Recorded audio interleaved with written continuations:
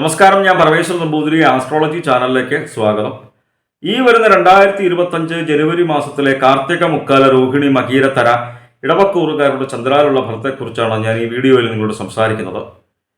ജ്യോതിഷത്തെ ബഹുമാനിക്കുന്നവർക്കും വിശ്വസിക്കുന്നവർക്കും വേണ്ടി മാത്രമായാണ് ഞാൻ ഈ വീഡിയോ ചെയ്യുന്നത് എന്നതിനാൽ ജ്യോതിഷത്തിൽ വിശ്വാസമില്ലാത്തവർ ദയവ് ചെയ്ത് ഈ വീഡിയോ കാണരുത് എന്നാണ് എൻ്റെ വിനീതമായിട്ടുള്ള അപേക്ഷ. അപ്പോൾ കാർത്തിക മുക്കാല് രോഹിണി മകീരത്തര ഇടവക്കൂറുകാർക്ക് ഈ വരുന്ന ജനുവരി മാസത്തിൽ 14-ാം തീയതി വരെ സൂര്യൻ 8-ലാണ് നിൽക്കുന്നത്. അതിനുശേഷം 9-ലേക്ക് വരും.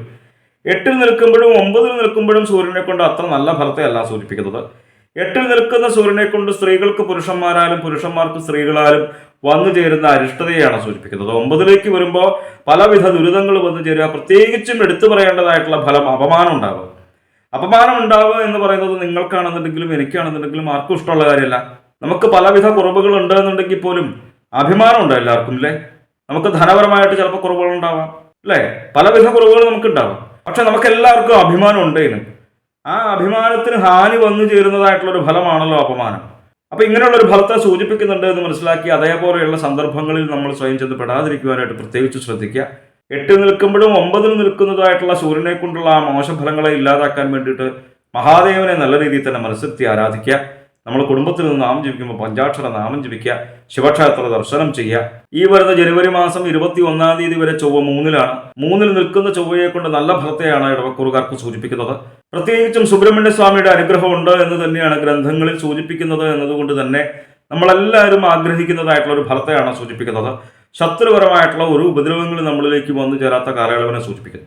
പ്രത്യേകിച്ചും ഈ ഭൂമി സംബന്ധമായിട്ടുള്ള കാര്യങ്ങളെല്ലാം ചിന്തിക്കുന്നത് ചൊവ്വയെ കൊണ്ടായതുകൊണ്ട് തന്നെ ഭൂമി സംബന്ധമായിട്ട് തർക്കങ്ങളും വ്യവഹാരങ്ങളൊക്കെ ഉണ്ടായിരുന്നുവെങ്കിൽ അതിനെല്ലാം ഒരു പരിധിവരെ പരിഹാരം വന്നു ചേർന്ന് ഭൂമി നമ്മളുടെ കൈവശം വന്നു ചേരുക.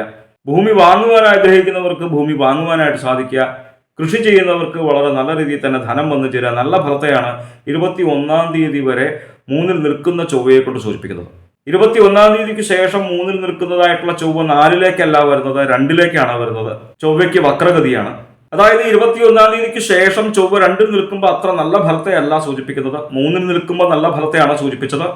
2-ലേക്ക് വരുമ്പോൾ പ്രത്യേകിച്ചും ശ്രദ്ധിക്കേണ്ടതായിട്ടുള്ള കാര്യങ്ങളുണ്ട്. അഗ്നി സംബന്ധമായിട്ടുള്ള പ്രവൃത്തികൾ ചെയ്യുമ്പോൾ പ്രത്യേകിച്ച് ശ്രദ്ധിക്കുക. ശത്രുക്കൾ നിമിത്തം തന്നെ ഉപദ്രവങ്ങൾ വന്നു ചേരുന്ന ഫലത്തെ സൂചിപ്പിക്കുന്നു. പലവിധ ദുരിതങ്ങൾ വന്നു ചേരുന്ന ഒരു ഫലത്തെ സൂചിപ്പിക്കുന്നു. പ്രത്യേകിച്ചും ശ്രദ്ധിക്കേണ്ടതായിട്ടുള്ള ഒരു കാര്യം, ധനപരമായിട്ടുള്ള കാര്യങ്ങൾ ചിന്തിക്കുന്ന ഭാവമാണ് 2-ാം ഭാവം. ആ 2-ൽ ചൊവ്വ നിന്നു കഴിഞ്ഞാൽ നമ്മൾ സമ്പാദിച്ചു വച്ചിരിക്കുന്നതായിട്ടുള്ള ധനം നഷ്ടപ്പെട്ടു പോകുവാനായിട്ടുള്ള ഒരു ഫലത്തെ സൂചിപ്പിക്കുന്നുണ്ട്. അപ്പോൾ ഒരു കാര്യം ശ്രദ്ധിക്കേണ്ടത്, ഈ പുതിയ കാലഘട്ടത്തിൽ നമ്മളെല്ലാം ഒരു പരിധി വരെ ഈ ധനപരമായിട്ടുള്ള കൈമാറ്റമൊക്കെ ചെയ്യുന്നത് ഓൺലൈൻ മുഖേനയല്ലേ. അപ്പോൾ ഓൺലൈൻ മുഖേന ധനം കൈമാറ്റം ചെയ്യുമ്പോൾ പ്രത്യേകിച്ച് ശ്രദ്ധിക്കുക. നമുക്ക് പരിചിതമല്ലാത്ത ആൾക്കാർ നമുക്ക് ഓരോ ലിങ്കൊക്കെ അയച്ചു തന്ന് അതൊക്കെ ഓപ്പൺ ചെയ്യുവാനായിട്ട് നിർബന്ധിച്ചാൽ അതൊന്നും ഒരു കാരണവശാലും ഓപ്പൺ ചെയ്യരുത്.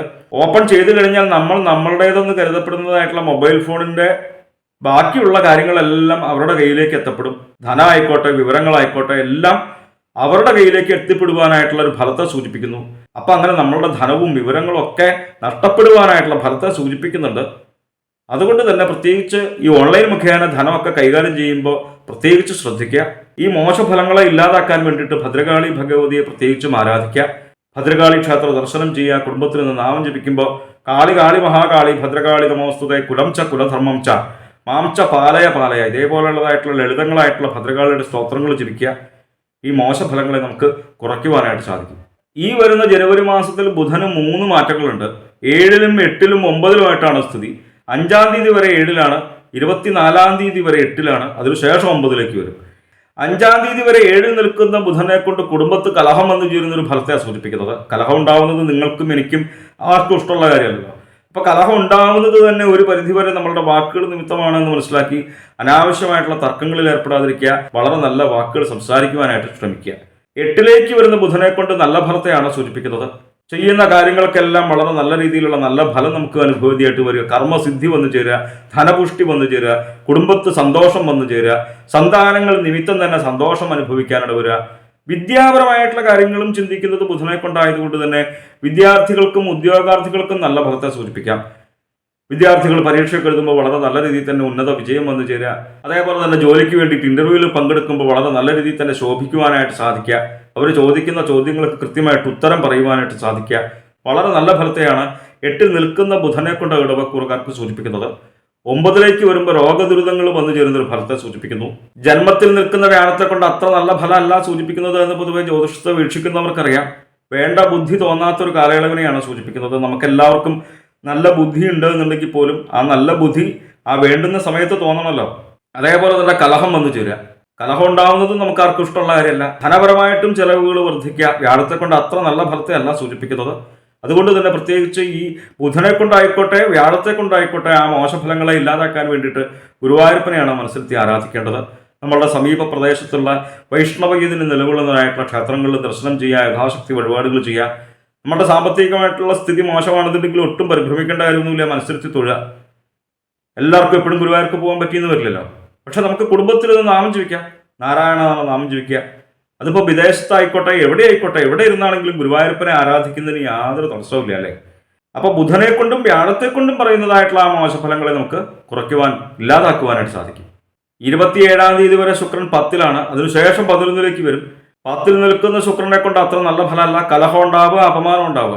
നേരത്തെ അപമാനം ഉണ്ടാവുക എന്ന് പറയുന്ന ഒരു ഫലത്തെ സൂര്യനെ കൊണ്ടും സൂചിപ്പിച്ചു. അപ്പൊ ഈ മോശമായിട്ടുള്ള ഫലത്തിന് ഫലപ്രാപ്തി കൂടുതലുണ്ട് എന്ന് മനസ്സിലാക്കി പ്രത്യേകിച്ച് മനസ്സിരുത്തി ഈ ശുക്രനെ കൊണ്ട് പറയുന്നതായിട്ടുള്ള ആ മോശഫലങ്ങളെ ഇല്ലാതാക്കാൻ വേണ്ടിയിട്ട് ചോറ്റാനിക്കര ഭഗവതിയെയാണ് ആരാധിക്കേണ്ടത്. നമുക്കറിയാവുന്നതായിട്ടുള്ള ഭഗവതിയുടെ സ്തോത്രങ്ങൾ ജപിക്കുക. ഈ മോശഫലങ്ങളെ നമുക്ക് കുറയ്ക്കുവാനായിട്ട് സാധിക്കും. 11-ലേക്ക് വരുന്ന ശുക്രൻ വളരെ നല്ല ഫലത്തെയാണ് സൂചിപ്പിക്കുന്നത് എന്ന് പ്രത്യേകിച്ച് ഞാൻ എടുത്തു പറയേണ്ടതില്ല. ഏത് ഗ്രഹങ്ങൾ 11-ൽ നിന്ന് കഴിഞ്ഞാലും വളരെ നല്ല ഫലമാണ്. അതായത് 27-ാം തീയതിക്ക് ശേഷം ശുക്രൻ 11-ലേക്ക് വരുമ്പോൾ ധനധാന്യ സമൃദ്ധി വന്നു ചേരുക, ലൗകികങ്ങളായിട്ടുള്ള സുഖങ്ങൾ അനുഭവിക്കുക, കുടുംബ സുഖം അനുഭവേദ്യമായിട്ട് വരിക, ബന്ധുഗുണം അനുഭവേദ്യമായിട്ട് വരിക, കലാരംഗങ്ങളിൽ പ്രവർത്തിക്കുന്നവർക്ക് പുതിയ പുതിയ അവസരങ്ങൾ വന്നു ചേരുക, ധനലാഭം ഉണ്ടാവുക. ശുക്രൻ 11-ൽ നിൽക്കുന്നത് നല്ല ഫലത്തെയാണ് സൂചിപ്പിക്കുന്നത്. 10-ൽ നിൽക്കുന്ന ശനിയെ കൊണ്ട് അത്ര നല്ല ഫലത്തെ അല്ല സൂചിപ്പിക്കുന്നത് എന്ന് പൊതുവെ ജ്യോതിഷത്തെ വീക്ഷിക്കുന്നവർക്കറിയാം. 10-ൽ നിൽക്കുന്ന ശനിയെ കൊണ്ട് നല്ല ഫലവുമുണ്ട്, കർമ്മസിദ്ധി വന്നു ചേരും. ചെയ്യുന്ന കാര്യങ്ങൾ വളരെ നല്ല രീതിയിൽ തന്നെ നമുക്ക് ചെയ്യുവാനായിട്ട് സാധിക്കുമെങ്കിൽ പോലും അതിനനുസരിച്ച് ധനം വന്നു ചേരാത്തൊരു ഫലത്തെ സൂചിപ്പിക്കുന്നു. ധനത്തിന് ചെലവ് വന്നു ചേരുന്നൊരു ഫലത്തെ സൂചിപ്പിക്കുന്നു. ഹൃദ്രോഗ സംബന്ധമായിട്ടുള്ള രോഗദുരിതങ്ങൾ അനുഭവിക്കുന്നവരുണ്ടെന്നുണ്ടെങ്കിൽ പ്രത്യേകിച്ച് ശ്രദ്ധിക്കുക. അതേപോലെ തന്നെ വിദ്യയ്ക്കും യശസ്സിനും ഹാനി വന്നു ചേരുന്നൊരു ഫലത്തെ സൂചിപ്പിക്കുന്നു. അതുകൊണ്ട് തന്നെ ശനൈശ്വരായ നമഃ എന്നുള്ള നാമം ജപിക്കുക. എന്തായാലും നവക്കൂറുകാരുടെ ഗ്രഹപിഴാദോഷ പരിഹാരങ്ങൾക്ക് വേണ്ടിയിട്ട് നമ്മൾ ചെയ്യുന്നതായിട്ടുള്ള നാമജപാദികളും ക്ഷേത്രദർശനാദികളും പുണ്യമായിട്ടുള്ള കർമ്മങ്ങളും തുടരുക. നമ്മളറിയാതെ തന്നെ നമ്മളിലേക്ക് വന്നു ചേരുന്നതായിട്ടുള്ള ആ ദുഃഖങ്ങളെയും ദുരിതങ്ങളെയും നമ്മളുടെ നാമജപങ്ങളിലൂടെ, പുണ്യമായിട്ടുള്ള കർമ്മങ്ങളിലൂടെ, ഈശ്വര സേവയിലൂടെ നമുക്കതിനെയെല്ലാം മറികടക്കുവാൻ, കുറയ്ക്കുവാനായിട്ട് സാധിക്കുമെന്ന് മനസ്സിലാക്കുക. ജ്യോതിഷ സംബന്ധമായ സംശയ നിവാരണങ്ങൾക്കായി നിങ്ങൾക്ക് എന്നെ 628 220 1872 എന്ന നമ്പറിൽ വിളിക്കാവുന്നതാണ്. 9497095577 എന്ന നമ്പറിൽ വാട്സപ്പ് ഉണ്ട്. വാട്സപ്പിൽ നിങ്ങൾക്ക് നിങ്ങളുടെ ജനിച്ച സമയവും സ്ഥലവും ഡേറ്റ് ഓഫ് ബർത്തും ഒക്കെ അയച്ചു തരികയാണ് എങ്കിൽ ഗ്രഹസ്ഥിതി ഉണ്ടാക്കി ഇപ്പോഴത്തെ മഹാദശയും ദശാപഹാരവും നമുക്ക് മനസ്സിലാക്കുവാനായിട്ട് സാധിക്കും. നേരിട്ട് കാണുവാനാണെന്നുണ്ടെങ്കിൽ ചോറ്റാനിക്കര ഭഗവതിയുടെ പടിഞ്ഞാറേ നടയിൽ ബൈപ്പാസിന് സമീപമുള്ള ജ്യോതിഷാലയത്തിൽ വരാവുന്നതാണ്. 628 220 1872 എന്ന നമ്പറിൽ മാത്രം വിളിക്കാൻ ശ്രമിക്കുക. നന്ദി, നമസ്കാരം.